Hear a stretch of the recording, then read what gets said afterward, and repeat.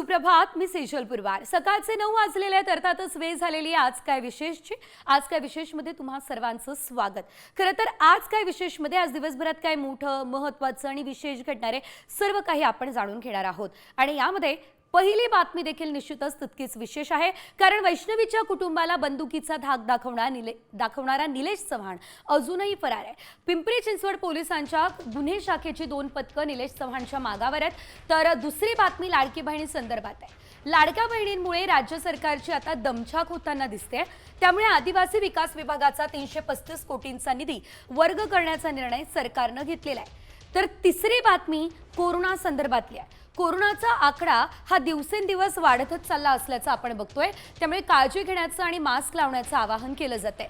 या तीनही मोठ्या बातम्या आपण आज काय विशेषमध्ये जाणून घेणार आहोत सविस्तर.